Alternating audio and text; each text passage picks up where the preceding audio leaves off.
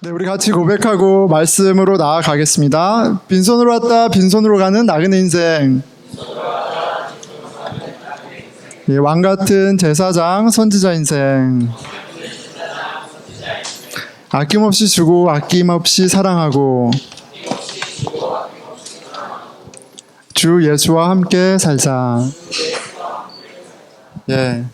예, 주님이 주시는 은혜 안에서 우리 같이 살아가기를 기대합니다. 벌써 이제 둘째 주네요. 둘째 주 너무 잘 오셨고요. 오늘은 예수님은 태초에 말씀이셨습니다라는 주제로 전하겠습니다. 예수님은 태초에 말씀이셨다. 좀 이렇게 딱 와닿지 않는 이렇게 리콜링하기 어려운 좀 주제인 것 같아요.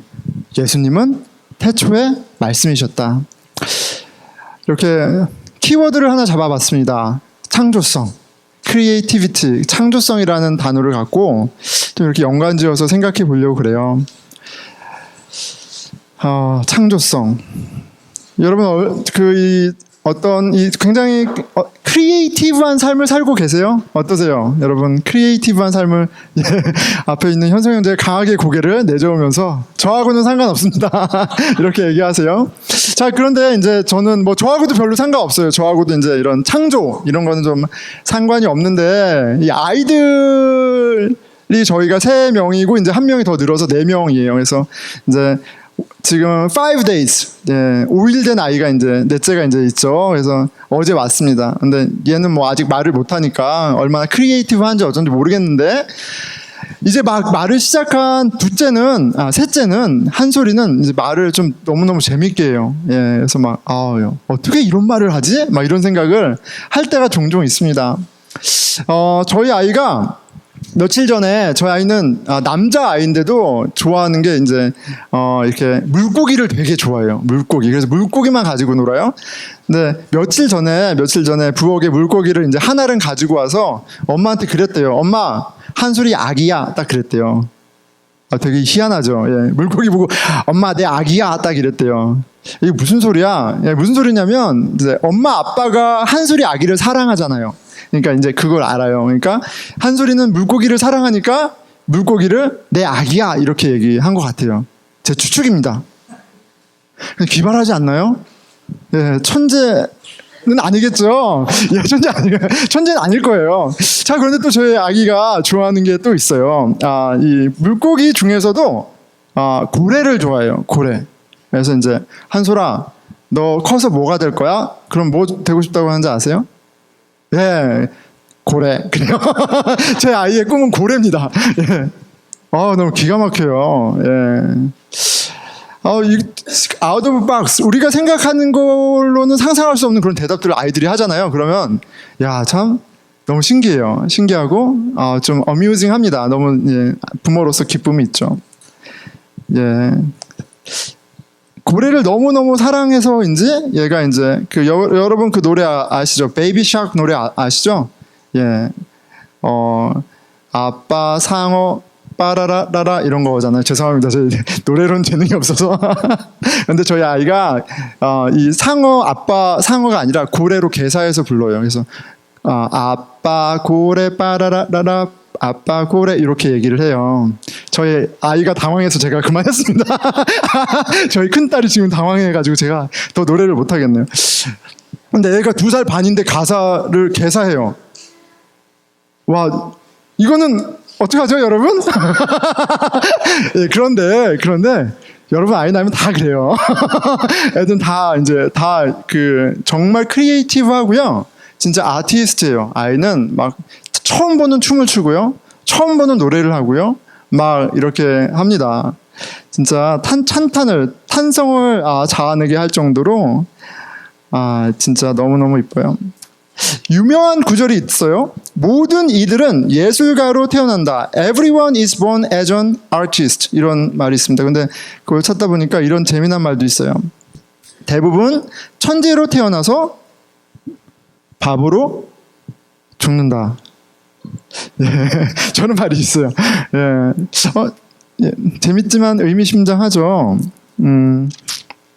자, 모든 아이가 예술가로 태어납니다.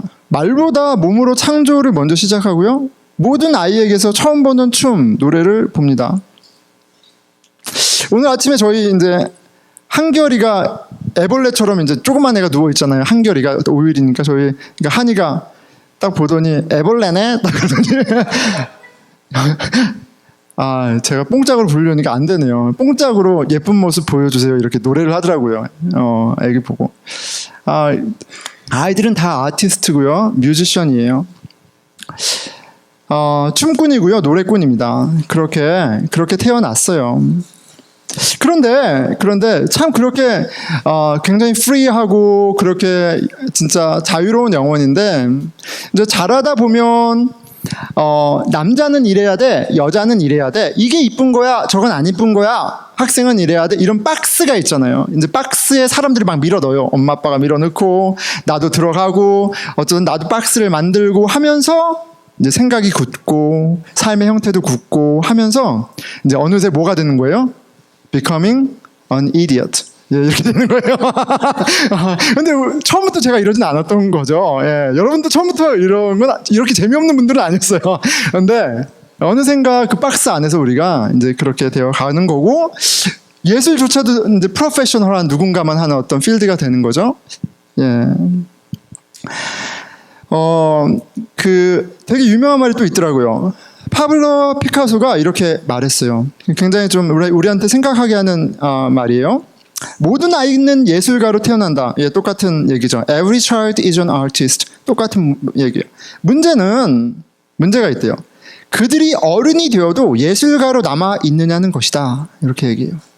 영어 문장이 좀 길어서 제가 영어로 하기로 부담스럽습니다. 네, 문제는 그 아티스틱한 그 네이처를 끝까지 가지고 가느냐 않느냐다. 이렇게 얘기해요. 똑같은 얘기 하는 거죠. 우리가 다 아티스트로 태어났어요. 그런데 어느 순간인가 이디엇이 되는 거죠. 여러분, 저는 뭐 예술가는 아니지만 한번 이제 여러분 예술가 진짜 완전히 아이들의 세계를 한번 상상해 보는 거예요. 어떨까? 음악이 떠오르고 그리고 그냥 생각하기도 전에 막 춤을 추고 그런 모습 보기만 해도 너무 자유롭죠. 나는 의사가 될 거야, 변호사가 될 거야, 이런 게 아니라 나는 별이 될 거야, 나는 구름이 될 거야, 나는 개나리가 될 거야. 여러분 상상만 해도 굉장히 자유롭지 않아요? 예, 굉장히 컬러풀하잖아요. 근데 우리가 기억을 못해서 그렇지 우리도 어떤 땐가는 나는 개구리가 될 거야 이랬을 때가 있었을 거예요. 예, 있었을 거예요. 그런데 만약에 이제 우리가 지금 그렇게 춤추고 노래한다면 가까운 누군가가 갑자기 우리 한결 형제가 갑자기 나는 바다가 될 거야 막 이렇게 하면 이제 우리 서원 자매가 병원에 전화하겠죠. 우리 남편이 이상하다. 그냥 예술가인데 세상을 용납하지 않아요. 어른이 어떤 그런 용납하지 않죠. 나도 용납 못해. 나도 그런 자유를 용납 못하고 너의 자유도 용납 못하고. 예, 우리가 익스펙트 할 수 있는 모습으로 나도 커야 되고 너도 커야 되고 그렇게 해야 돼. 하지만 우리가 처음 태어난 그 모습으로 계속 쭉 살 수 있다면, 거기에 머물러 있다면 우리의 삶은, 우리의 일상은 훨씬 더 다이내믹하고 바이브런할 거예요. 그런데 기독교 신앙을 갖고 산다는 것이 그런 면이 있을 수 있다라는 생각을 하게 됩니다. 왜냐하면 어린 아이처럼 아이와 같이 된다는 그런 것이 있는데, 한이 왜 그럴까? 저기 고은자매, 한이 좀 가서 위로 좀 해주시겠어요? 한이 좀 가서 고은이모랑 잠깐만 가서 위로 좀 부탁드려요. 예, 저희 둘째 딸인데 무슨 일이 있었나 봐요. 예, 이해해 주십시오. 자, 성경에 보면 이런 표현들이 있어요. 어린 아이처럼 되라, 이런 말 있죠. 많이 들어보셨죠? 어린 아이처럼 되라, 이런 표현이 있습니다. 18장 3절인데요. 이르시되 진실로 너희에게 이르노니 너희가 돌이켜 어린아이들과 같이 되지 아니하면 결단코 천국에 들어가지 못하리라. 여러 면에서 묵상하고 생각할 수 있는 부분인데요. 이런 쪽으로 좀 생각해 봤어요. 신앙은 우리의 아이의 원래 모습으로 돌아가는 과정이다. 이 세상에서 가장 힘이 센 어른이 되는 것이 아니라 하나님 아버지의 딸, 아들, 하나님 아이라는 원래 모습을 찾아가는 과정이다. 우리가 잃어버렸던 하나님 아이로서의 창조성을 회복하는 것이고 하나님의 자녀로 누리는 그 자유를 누리는 과정이다. 우리의 주님이신 예수님이 우리를 자유롭게 하셨는데 다르게 얘기하면 그것이 우리를 하나님의 아이로 새롭게 창조하신 것이다. 이렇게 생각해 보는 거예요. 왜냐하면 오늘 주제가 예수님은 태초의 말씀이셨다예요. 근데 요한복음 1장 1절에 태초의 말씀이 있으셨다의 그 말씀은 예수님을 얘기하는 건데 그 말씀은 천지를 창조하신 하나님이에요. 무슨 말을 하려고 하냐는 거냐면 우리가 예수님을 영접해서 그리스도인이 됐다는 이 사건은 우리 안에 누가 들어온 거예요? 태초의 말씀. 근데 그 태초의 말씀이 누구세요? 천지를 크리에이트한, 창조한 하나님이 내 안에서 창조를 시작하신 사건이에요. 어떻게 이런 기적이 가능한가? 어떻게 하나님 아이로 태어나고 아이로 살아가는 것이 가능한가? 라는 질문에 대해서는 조금 나중에 답하고요. 우리 처음 시작했던 이야기로 돌아가 보겠습니다.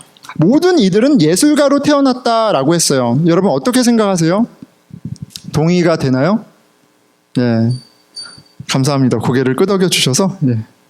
이 사실은 기독교 신앙이 있거나 없거나 누구나 보게 되고 동의하게 되는 사실이에요. 팩트예요. 뭐 부모가 부처님을 믿는다고, 부모가 뭐 이렇게 다른 종교를 믿는다고, 내지는 교회를 가지 않는다고 해서 아이가 이런 아티스틱하지 않은 게 아니라 그냥 아이는 태어나면 그냥 뮤지션이고 아티스트예요. 그건 우리가 다 발견하게 되는 거죠. 자, 그런데 여러분 인간이 갖고 태어나는 이 크리에이티비티, 그렇죠? 이 창조성은 어디서 오는 걸까요? 실은 이 창조성이야말로 모든 생물들, 동물들과 우리가 다른 굉장히 독특함이거든요. 우리는 상상하고요. 우리는 그 상상을 손을 통해서 이렇게 크리에이트, 이루어요. 이 집, 이 의자, 이 모든 것들이 누군가의 상상과 창조를 통해서 만들어진 결과물이에요. 그렇죠. 우린 창조하는 존재예요. 그런데 우리의 삶을 이룬 이 창조, 어릴 때 발견된 그 창조성은 어디서 온 걸까요? 성경은 이 질문에 대해 이렇게 답합니다. 그것은 사람이 창조주 하나님의 형상으로 지어진 존재이기 때문이다 라고 얘기해요. 창세기 5장 1절에서 2절 이렇게 얘기하죠. 하나님이 사람을 창조하실 때에 하나님의 모양대로 지으시되 남자와 여자를 창조하셨고 그들이 창조되던 날에 하나님이 그들에게 복을 주시고 그들의 이름을 사람이라 일컬으셨더라.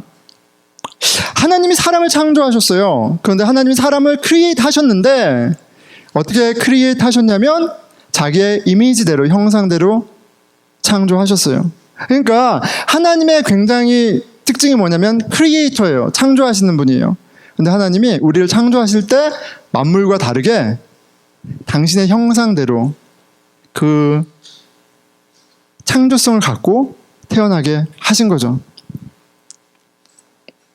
그러니까 모든 인류에게는 기독교인이고 아니고를 떠나서 하나님의 형상으로 지어진 존재이기 때문에 그 하나님의 형상, 크리에이티비티, 창조성이라는 것이 내재되어 있는 거예요.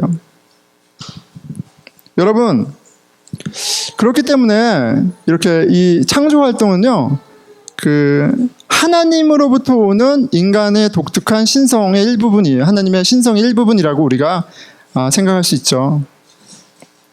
에덴 동산에 사람이 하나님과의 관계가 온전했던 때, 하나님과 샬롬을 이루고 있었던 때, 그래서 그 가운데 기쁨과 평안과 자유를 누리고 있던 그때 아담이 에덴 동산에서 일을 했어요. 그렇죠? 무슨 일을 했는지 아시나요?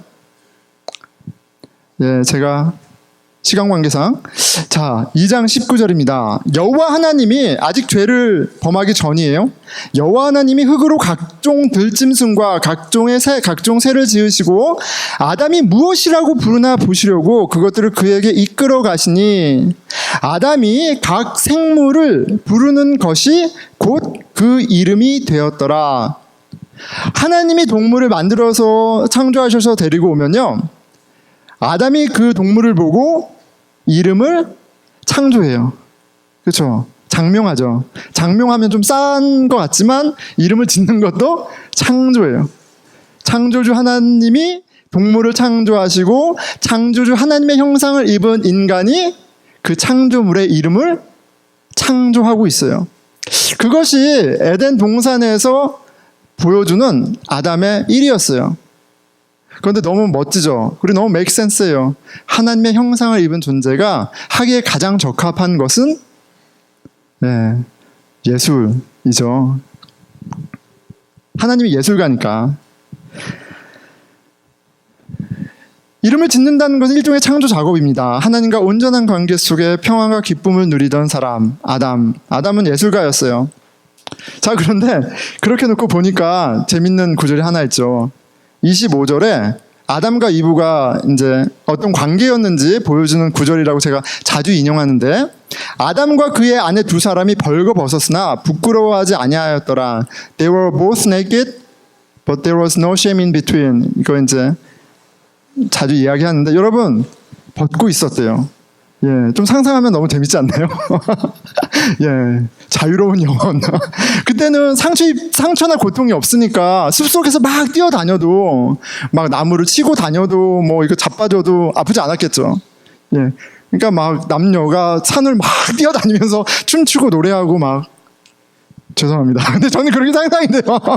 주 안에서 기쁨, 자유, 평안, 창조의 삶을 누리는 어떤, 것까지. 예수님의 이야기는 창조주 하나님이 사람이 되셔서 우리에게 오신 사건이죠. 죄로 부서지고 어그러진 이 세상을 하나님 아버지 뜻에 따라 다시 온전하게 창조하는 이야기예요. 에덴이 우리의 범죄로 말미암아 우리가 에덴에서 추방되었죠. 그래서 이제 실은 하나님이 주시는 진리 안의 자유가 아니라 이제 죄의 노예로 자유하고는 거리가 먼 삶을 살아요. 근데 그런 인생을 자유하게 하기 위해서 하나님이 예수 그리스도가 오셨어요. 근데 그것은 창조의 의미로 보자면 어그러진 창조를 다시 재창조하시기 위해서 오신 하나님의 이야기가 바로 복음이에요. 우리 안에 오셔서 새로운 창조를 하시고 우리는 하나님의 형상을 회복해 갑니다. 창조주 하나님의 아들과 딸의 모습이 회복되는 것, 이게 신앙생활이고요. 우리 기독교적 표현으로 거듭남이에요. 자, 오늘 주제를 예수님은 태초에 말씀이셨다라고 잡았습니다. 이게 굉장히 좀, 여러분 한번 계속 생각해 보세요. 예수님은 태초에 계셨던 말씀이다. 요한복음 1장 1절의 선언이에요. 태초에 말씀이 계셨는데 세상이 창조하기 전에 하나님이 계셨잖아요. 근데 말씀이 계셨대요. 태초에 하나님 말씀이 계셨다. 그리고 그 말씀이 하나님과 함께 계셨다. 그리고 그 말씀이 곧 하나님이었다. 그런데 이 말씀은 바로 예수님이라고 바로 설명해 주십니다. 14절이죠. 말씀이 육신이 되어 the word became flesh. 이 말씀은 1절에서 이야기했던 1절 3절에서 얘기했던 창조 전에 하나님과 함께 하셨던 하나님이신 말씀을 이야기하는 거예요. 말씀이 육신이 되어 우리 가운데 거하심에 우리가 그의 영광을 보니 아버지의 독생자의 영광이요 은혜와 진리가 충만하더라. 하나님이신 예수님이 우리로 당신을 알게 하시고 당신의 일을, 그 창조를, 재창조를 하시려고 사람으로 오셨습니다. 사람의 몸을 직접 입고 오셨어요. 그래서 인격적으로 경험하게 하세요. 그리고 이것이 요한이 경험한 하나님 예수입니다. 요한 1서, 요한이 쓴 서신서죠. 요한 1서 1장 1절에서 2절에서 같은 텀으로 예수님을 설명해요. 태초부터 있는 생명의 말씀에 관해서는 concerning the word of life in the beginning. In the beginning was the word. 요한복음 1장 1절 서두와 요한서신서 1장 1절이 같아요. 태초부터 있던 생명의 말씀에 관해서는 우리가 들은 바요, 눈으로 본 바요, 자세히 보고 우리의 손으로 만진 바라. 이 생명이 나타내신 바 된지라. 이 영원한 생명을 우리가 보았고 증언하여 너희에게 전하노니 이는 아버지와 함께 계시다가 우리에게 나타내신 바 된 이시니라. 아버지와 함께 계시다가 우리에게 나타내신 바 된 이 하나님, 태초에 하나님과 함께 했던 그 말씀, 곧 하나님, 그가 예수님이야 라고 얘기해요. 너무 어렵죠? 근데 이게 요한이 계속 얘기하는 거예요. 예수님은 하나님이야. 예수님은 하나님이야. 예수님은 하나님이야. 태초에 천지를 창조하신 하나님이야. 그리고 그 하나님은 오늘 지금 이 순간에도 은혜와 진리가 충만한 하나님의 말씀으로 우리와 함께 하고 계세요. 은혜와 진리의 말씀은 태초에 하나님과 함께 일하셨던 것처럼 우리 안에 새로운 창조를 이루십니다.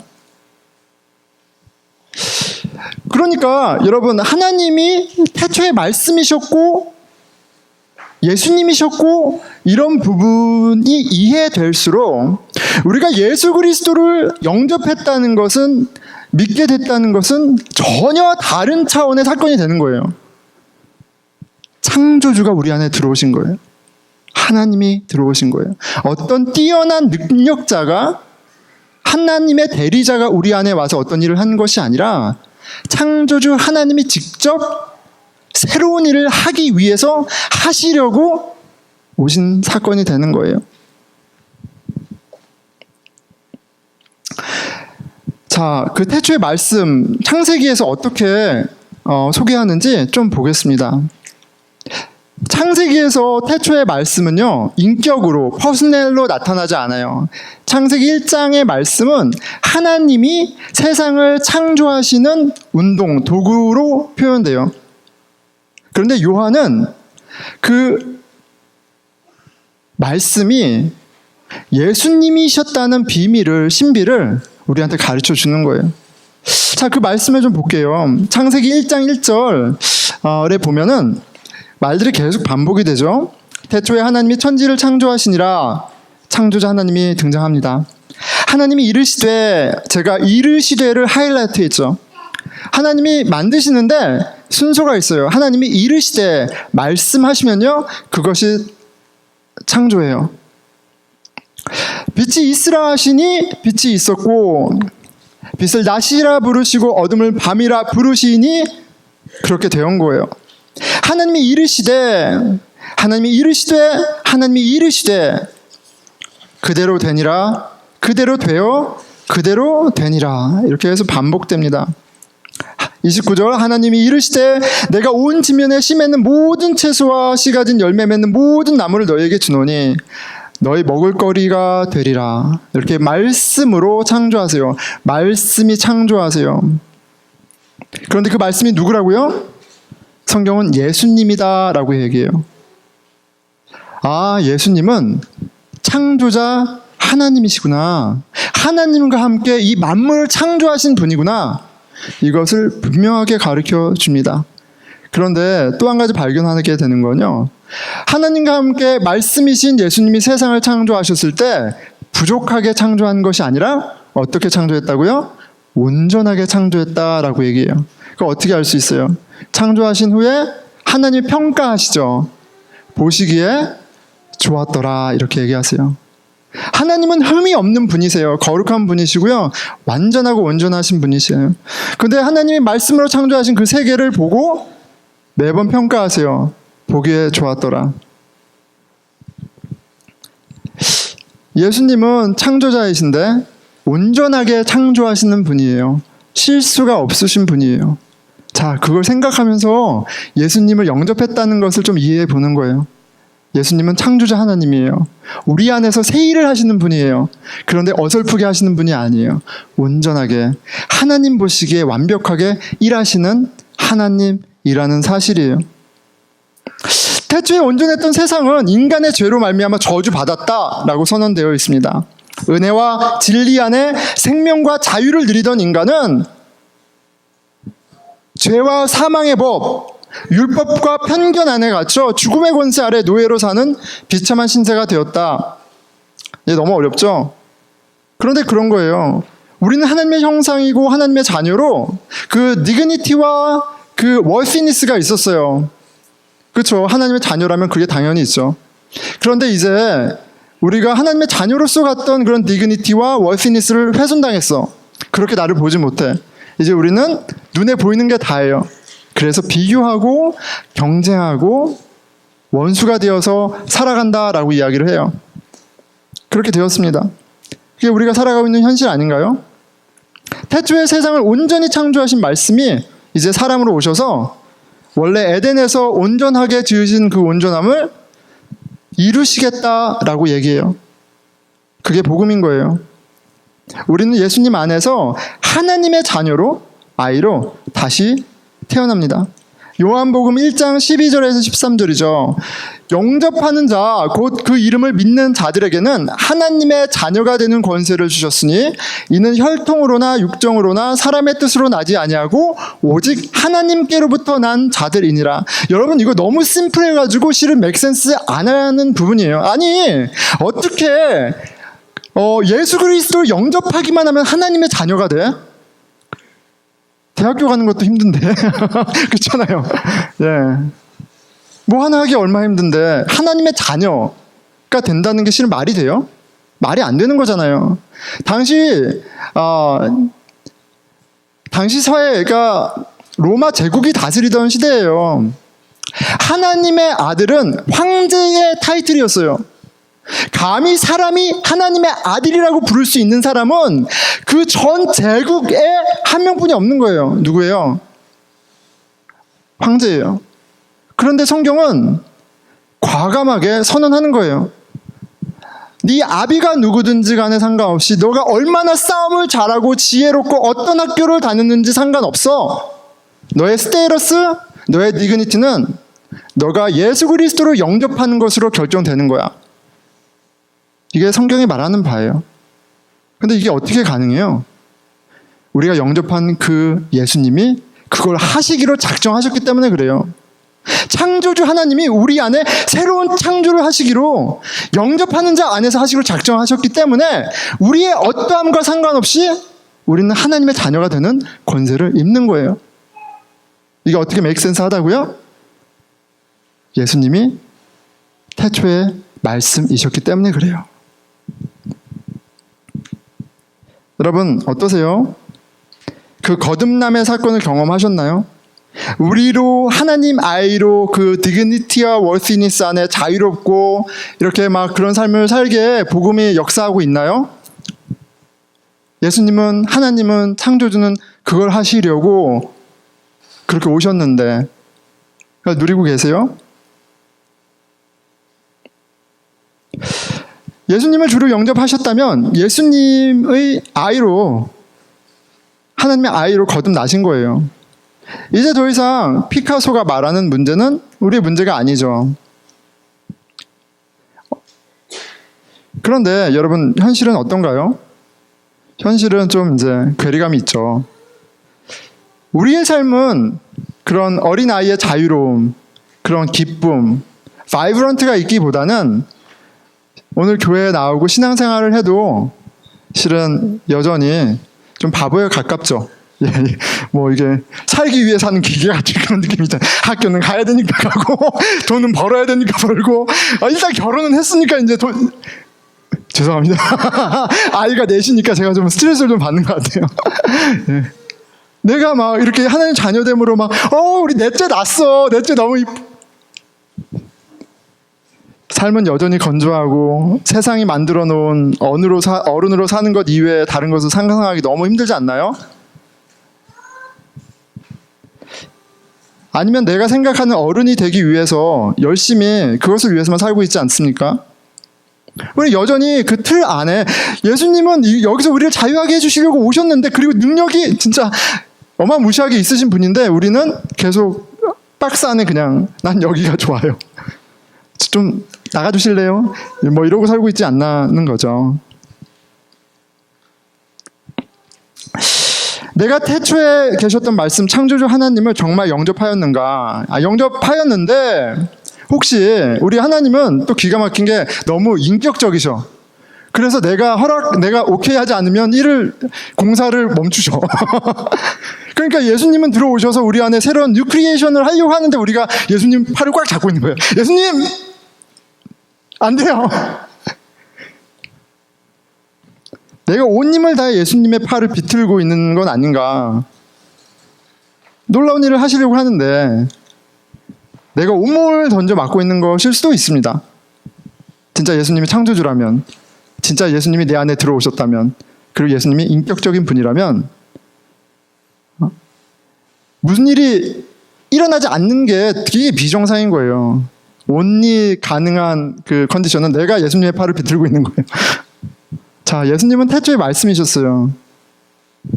창조주 예수님이 새 창조를 우리 안에서 하십니다. 그렇죠? 자, 그런데 여러분, 이 새 창조를 이런 그림으로 성경은 보여줘요. 뭐냐면 새로운 집을 짓는 것처럼 이제 얘기해요.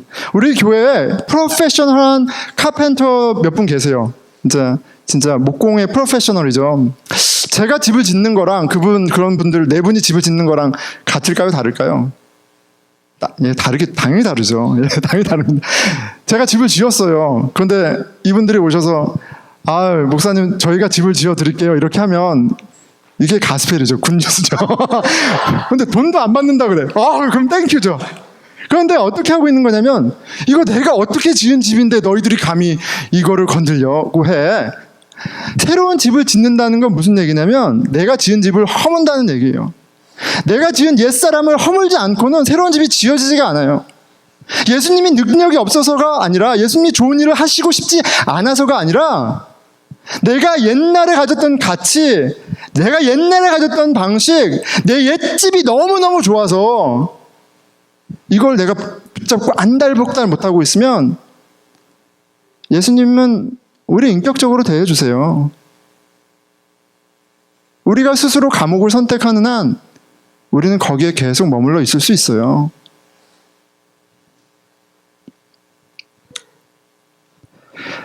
내 손으로 쌓아 올린 우상들을, 우상이 다른 게 아니잖아요.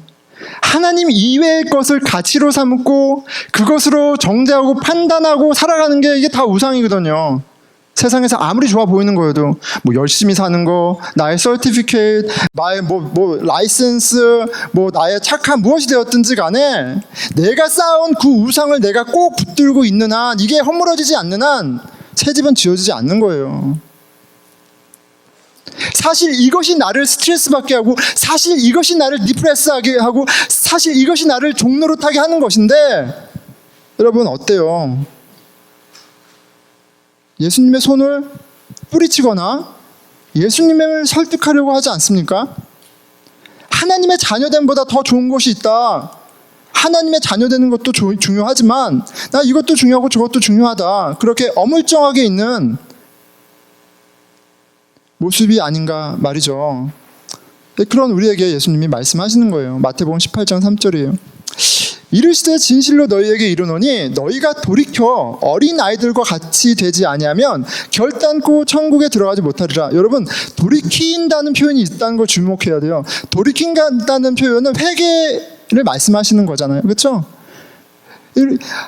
한 그리스도 안에서 새 창조로 살아가는 건 돌이키는 것을 수반하는 거예요.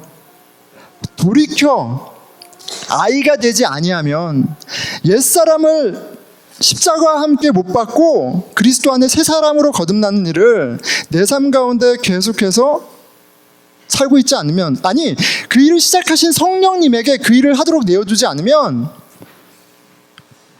돌이킴 없이 어린아이는 없는 거예요. 여러분, 예수님이 직접 얘기해 주시죠.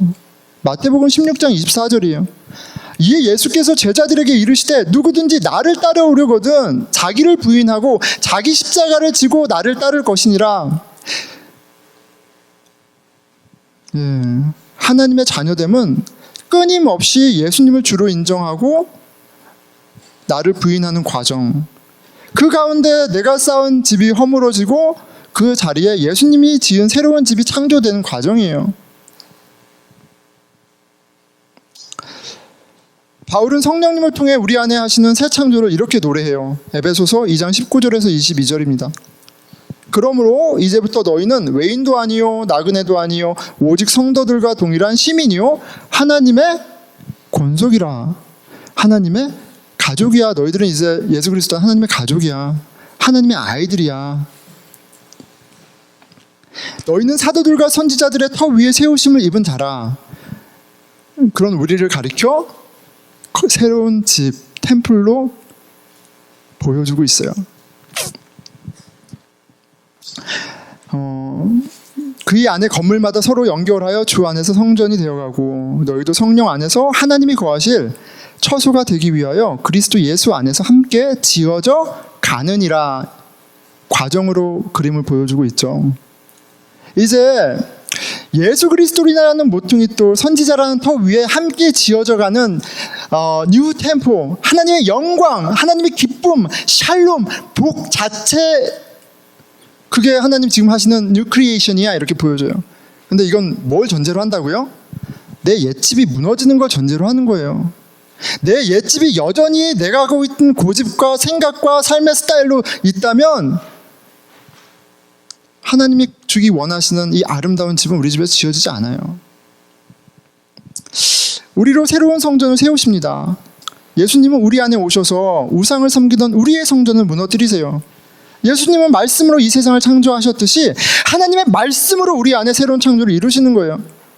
여러분, 말씀을 듣는 일은요, 매일 말씀을 묵상하는 일은요, 우리가 같이 말씀 앞에서 예배드리는 일은요, 우리가 알고 생각하는 것보다 훨씬 놀랍고 아름답고 엄청난 일인 거예요. 그 말씀이 우리 안에서 어떤 일을 하시는지에 대해서는 다음 주에 좀 더 살펴보려고 해요. 설교가 너무 길어질 것 같아요. 그런데 다음 주에 더 강조하겠지만, 여러분, 하나님은, 예수님은, 성령님은 가장 좋은 것을 지금 하고 계세요. 우리의 몫은 그 능력의 말씀 나아가는 거예요. 올해 시작한 지 얼마 안 됐습니다. 매일 말씀 묵상하고 듣는 일, 삶의 우선순위를 두세요. 멀어서 교회까지 나오기 힘든 거 이해합니다. 삶 가운데 부부, 친구 가운데 서로 좀 커밋해서 말씀이 하시는 일을 좀 기대하면서 말씀 앞에 나를 내어드리는 그런 작정들을 하세요. 그렇게 되길 축원합니다. 하나님 말씀과 하나님 말씀의 공동체를 통해 우리 안에 어떤 일을 하시는지 제가 좀 더 다음 주에 살펴보도록 하겠습니다. 말씀을 맺을게요. 예수님은 태초의 말씀이셨어요. 창조주 하나님이세요. 우리로 하나님의 아이 되게 하시는 분이세요. 그것도 온전한 아이. 이게 사실이면요, 피카소가 됐던 파카소가 됐던 이 사람이 얘기하는 질문은, 문제는 우리의 문제가 아니에요. 그렇죠. 예수님이 문제 해결책이고요, 예수님이 충분히 이 일을 새 창조를 이루십니다. 우리 안에 새 창조를 시작하신 예수님의 의도, 우리를 자유롭게 하시고 자녀답게 하시는 건데, 근데 한 가지만 찝고 오늘 마칠게요. 뭐냐면 하나님, 예수님은 우리를 그냥 자유롭게 하는 것 자체가 목적은 아니세요. 우리를 자유롭게 하는 것 자체가 목적은 아니세요. 우리로 온전한 사랑을 하는 사람이 되게 하시는 게 아버지의 마음이에요. 왜요? 하나님이 이 세상을 사랑하기 때문에 그러세요. 하나님 아버지를 이해하고 알수록 우리가 서로 사랑하게 되고 온전하게, 이 땅을 그 온전한 사랑으로 회복하게 해요. 지금 거기까지가 지금 우리가 바라봐야 할 지향점이에요. 어제 저희 이제 막내가 다 5일 된 아이가 왔습니다. 5일 된 아이가 저녁 늦게 이렇게 왔어요. 왔는데 저희 집에서 가장 슬픈 사람은 셋째예요. 2살 반 된 셋째예요. 어제 자는데 이제 저희 한솔이가 할머니랑 계속 자다가 며칠 동안 이제 엄마가 왔으니까 엄마 품으로 왔죠. 항상 같이 잤으니까. 근데 이제 저희 아내가 C-섹션을 했어요. 그래서 제왕절개 수술을 해서 이제 무거운 걸 들거나 누가 부딪히면 아프죠, 당연히. 근데 한솔이가 그걸 알까요, 모를까요? 예, 엄마를 사랑하지만 모릅니다. 그래서 이제 엄마한테 앵기는 거죠. 근데 엄마 너무 힘들잖아요. 그리고 너무 위험해. 그래서 이제 자는데 소리가 들려서 제가 한솔이를 확 밀쳤어요. 그리고 엄하게 이한솔 빨리 할머니한테 가. 딱 그랬어요. 그러다 얘가 한 대 얻어맞은 것처럼 딱 하더니 사사사사 가지고요. 할머니한테. 근데 저도 아차 싶어서 벌떡 일어나가지고 방으로 달려갔어요. 그래서 안 왔죠. 안 왔는데 한솔이가 나 엄마 아빠랑 함께 잘 거야. 막 저희 아야 막 계속 한솔아 안 돼. 이제 너가 홀로서기를 해야 돼. 막 이거 이제 안 돼 한솔아. 우리 자유로운 영혼 우리 이한솔 군이 지금 이제 세상을 맛보고 있어요. 인생이 내 마음처럼 되지 않는구나. 어쩔 수 없이 포기해야 되는구나. 내가 이제 형이 돼야 되는구나. 내가 이제 살아남아야 되는구나. 이렇게 배우겠죠. 그런데 아빠의 마음이 그냥 한없이 원하는 걸 해주고 싶고 한없이 그냥 자유롭게 해주고 싶고 막 그런 게 부모의 마음이잖아요. 그런데 그게 안 되는 거예요. 더 약자가 있잖아요, 우리 안에. 한결이 엄마. 그래서 얘기하는데 애가 알아듣든 못 알아듣든 계속 얘기하는데 제가 막 눈물이 막 나는 거예요. 너무 딱해서. 너무 딱해가지고. 왜냐면 저는 이 아이가 계속 자유로웠으면 좋겠어. 계속 아티스트로 자랐으면 좋겠어. 막 뭐 고래가 됐든 상어가 됐든 막 노래하면서 살았으면 좋겠어. 그런데 어른이 되는 건 어쩔 수 없이 우리가 살아가야 되는 거예요. 그런데 그렇게 끝나는 것이 아니라 이 아이가 태초의 말씀 창조주 주관자 되신 하나님 그 예수님의 사랑을 알아서 그 예수님이 엄마 아빠보다도 우리 한솔이를 얼마나 사랑하시는지 알고 엄마 아빠의 아들 이전에 하나님의 아이라는 것을 맛보아서 가족끼리 비교하고 경쟁하고 상처받고 그런 것을 뛰어넘는 데까지 자라는 게 아버지의 마음이죠. 여러분 우리 삶 가운데 원하는 것 안 될 때가 너무 많잖아요. 아니 아버지가 그렇게 좋은 아버지면 그냥 자유롭게 하고 원하는 거 다 이루면 좋을 텐데 그렇게 안 될 때가 되게 많아요. 그런데 말씀드렸던 것처럼 오히려 그것이 그 좋으신 하나님을 진짜 만나는 기회가 됩니다. 오직 그리스도 안에만 자유, 기쁨, 평안, 온전함이 있어요. 하나님 말씀 안에서 그 자녀됨을 같이 추구하고 경험하는 저와 여러분이 되길 추구합니다. 기도하겠습니다.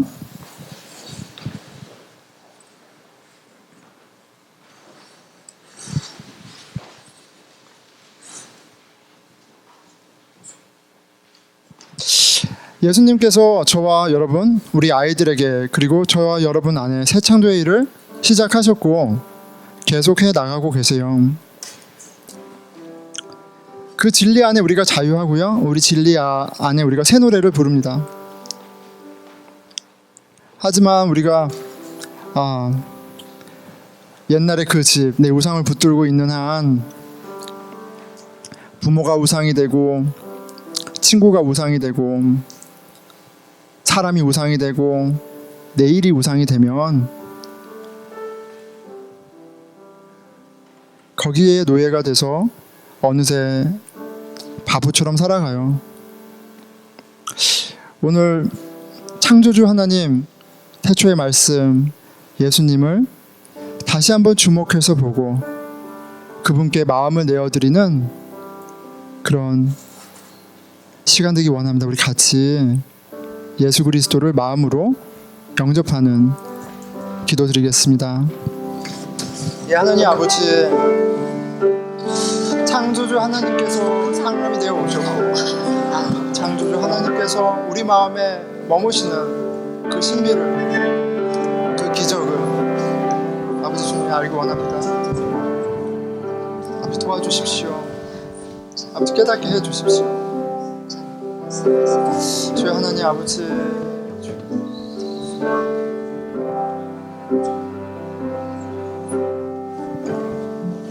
우리 공동체를 위해서 기도하겠습니다. 외모로 사람을 평가하지 아니하시는 하나님이 우리 아버지세요. 주님, 우리 가운데 외모로 스스로를 자책하거나 다른 사람을 평가하는 일이 있다면 부끄럽게 해주십시오. 우리가 그리스도 안에 얼마나 존귀한 자인지 발견하는 은혜가 있게 해주시고, 내 옆에 있는 형제 자매도 하나님이 얼마나 사랑하시는 존재인지 볼 수 있는 눈을 허락해 주십시오. 그렇게 서로를 섬기고 존중하고 아끼고 살피는 아버지의 가족 성전되게 해주십시오. 우리 공동체 위해서 기도하겠습니다. 예, 하나님 아버지, 주님, 저희 같이 기도하기 원합니다. 주님, 아버지의 귀한 딸들이고 아버지의 아들들입니다. 아버지 주님, 인간이 갖고 있는 그 박스와 기준들로 아버지 주님 평가하거나 아버지 주님 정죄하지 않게 하여 주시고, 아버지 주께서 우리가 아직 죄인 되었을 때 우리를 용납하시고 자녀 삼아 주셨던 것처럼 아버지 창조주 하나님의 어떠함으로 주님 서로에게 다가가고 축복하는 일이 우리 가운데 있게 하여 주시옵소서. 이제는 우리 주 예수 그리스도의 은혜와 하나님의 사랑과 성령의 함께하심이 창조주 하나님 되신 예수님께 예배드린 우리 보스턴 들푸른교회 형제 자매들과 이제로부터 영원히 함께 하시기를 간절히 축원하나이다.